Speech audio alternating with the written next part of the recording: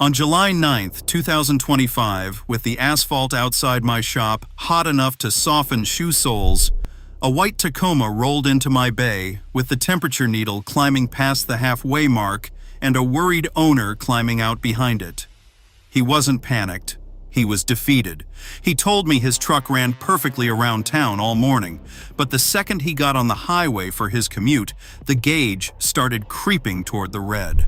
A dealership had already looked at it and handed him a quote: water pump, thermostat, coolant flush, pressure test, labor, just under $1,400. He was here for a second opinion before he signed off on it. Today, I'm going to show you why that truck didn't need a single one of those parts, why this exact problem explodes every summer on Toyota trucks, and why the real fix costs less than a tank of gas. I've watched this scene repeat itself every June, July, and August for over 2 decades. A perfectly healthy Tacoma, Tundra, or 4Runner starts running hot in the heat, and the owner gets handed a repair estimate built around the most expensive parts in the cooling system.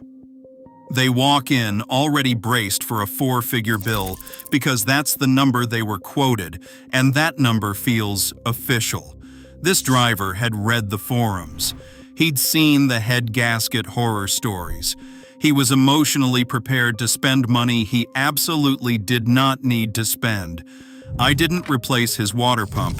I didn't touch his thermostat. I didn't crack open his engine. I twisted off one small part, held it up to the light, looked at the rubber seal, and I already knew. 20 minutes and about $18 later, that truck held temperature dead steady at highway speed on the hottest afternoon of the year. The owner stood there almost angry because he realized how close he'd come to paying for a problem that never existed. That little part is the radiator cap. And I promise you, by the end of this video, you're going to understand why this is the single most overlooked component in your entire cooling system, why summer is when it quietly fails, and why almost nobody is ever told to check it first. Here's the uncomfortable truth most drivers never hear. When a Toyota truck overheats, people assume something big and mechanical has broken. They picture a dying water pump, a stuck thermostat, a cracked radiator, a blown head gasket. Those failures are real, and they do happen. But they are not the most common cause of summer overheating, not by a long shot. The most common cause is a tiny pressure cap most people don't even think of as a real part. They think it's just a lid, something you twist off to pour coolant in. It is so much more than that, and when it fails, it produces symptoms that look exactly like catastrophic engine trouble. Let me explain what that cap actually does, because once you understand it, this whole problem stops being scary and starts being obvious. Your cooling system is sealed and pressurized on purpose. That isn't an accident of design, it's the entire trick that keeps your engine alive in the heat. Plain water boils at 212 degrees Fahrenheit at sea level. A 50-50 mix of coolant and water boils a little higher, around 223 degrees Fahrenheit. But your engine, especially under load on a hot day, can easily push coolant temperatures past that. So how does Toyota keep the coolant from boiling? Pressure. The radiator cap seals the system and holds it at a specific pressure, usually around 13 to 16 psi on these trucks. And here is the genius part that almost nobody explains. For every single psi of pressure you add, the boiling point of your coolant rises by roughly 3 degrees Fahrenheit. Do the math on that. A healthy radiator cap holding 16 ps. raises your coolant's boiling point to somewhere around 260 to 265 degrees Fahrenheit. That cushion, that extra 40+ degrees of headroom, is the only thing standing between your engine and a boil over on a brutal summer afternoon. The cap isn't a lid. It's a pressure regulator, and it's doing one of the hardest jobs in the entire vehicle with a tiny spring and a rubber seal the size of a coin. Now here's where it goes wrong. That cap has a spring-loaded valve and a rubber sealing ring. Over years of heat cycles, every single time the engine warms up and cools down, that rubber hardens, cracks, and loses its grip. The spring weakens. And once that happens, the cap can no longer hold full pressure. Maybe it only holds 8 pounds per square inch now instead of 16. Maybe it leaks pressure off early. And the moment system pressure drops, your boiling point drops right along with it. That 40 degrees Fahrenheit safety cushion shrinks to almost nothing. In cool weather, you would never notice. But add a 95 degrees Fahrenheit day, add the heat load of running your air conditioning, add the demand of highway speed or towing, and suddenly your coolant is boiling at a temperature it should have handled with ease. The needle climbs, the truck overheats, and nothing is mechanically broken. This is exactly why my customer's Tacoma ran fine around town and only overheated on the highway. At low speed, the engine does not generate as much heat and the cooling system is not stressed. Get it on the interstate in July with the air conditioning blasting and the demand spikes past what a weak cap can contain. The pattern is so consistent I can almost diagnose it from the parking lot. Overheats under load, overheats in the heat, perfectly normal otherwise. That is a pressure problem, and a pressure problem starts at the cap. There is a second failure mode that is even sneakier. That cap does not just hold pressure in. It has a small vacuum valve that is supposed to pull coolant back into the radiator from the overflow reservoir as the engine cools down. When that valve fails, coolant gets pushed out into the overflow tank when the engine is hot, but never gets drawn back in when it cools. So the driver keeps finding their reservoir full and their radiator low. They top it off. It happens again. They start chasing a phantom leak that is not a leak at all. They are told they have a slow seep somewhere, or worse, the dreaded words, head gasket. Meanwhile, the real culprit is a $15 cap that stopped breathing correctly. I have seen drivers spend hundreds chasing a leak that a new cap would have ended in 5 minutes. And on Toyota trucks specifically, there is a wrinkle worth knowing. On some of these cooling systems, a deteriorating cap can actually shed tiny bits of debris into the system, and those fragments can find their way into the narrow coolant passages and restrict flow. A tech I follow ran into exactly this on Tundras, where the restriction caused overheating at highway speed while everything looked normal at lower speeds. So a failing cap is not always just a passive pressure problem. Sometimes it is actively creating a second issue that gets misdiagnosed as a clogged radiator. The cap really is the first thing that should be ruled out, and it is almost always the last thing anyone checks. So why do shops not start here? Why does the quote come back full of expensive parts before anyone twists off a $2 spring cap and looks at the seal? I will be honest with you, and I will be fair. Most of the time, it is not because the mechanic is a crook. It is because the entire industry is built around replacing components, and a radiator cap does not generate revenue. There is no labor to bill on a 30-second swap. There is no impressive line item. A water pump job, on the other hand, is hours of labor and a real parts markup. When a tech is trained to think in terms of billable repairs, the cheap fix simply does not occur to them first. It does not look like expertise.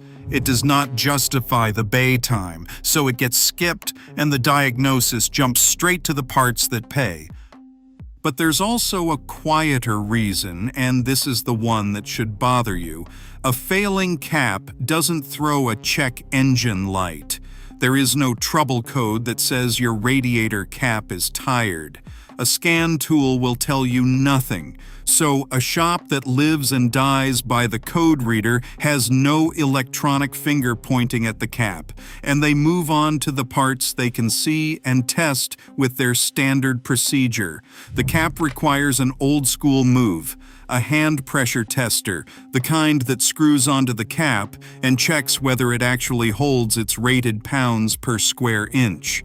Plenty of shops own one. Not all of them bother to use it before writing the estimate. The ones who do, the genuinely good ones, will catch this in minutes.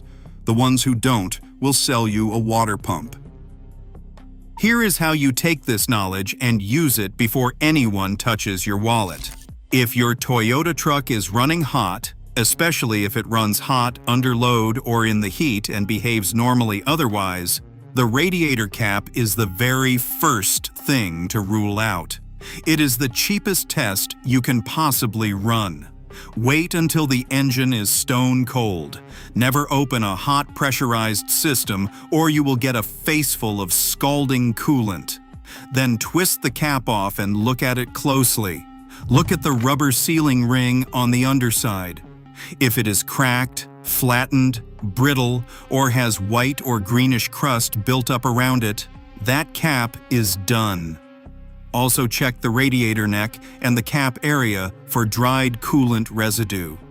Those telltale white or green stains are a sign that coolant has been escaping past a seal that no longer holds.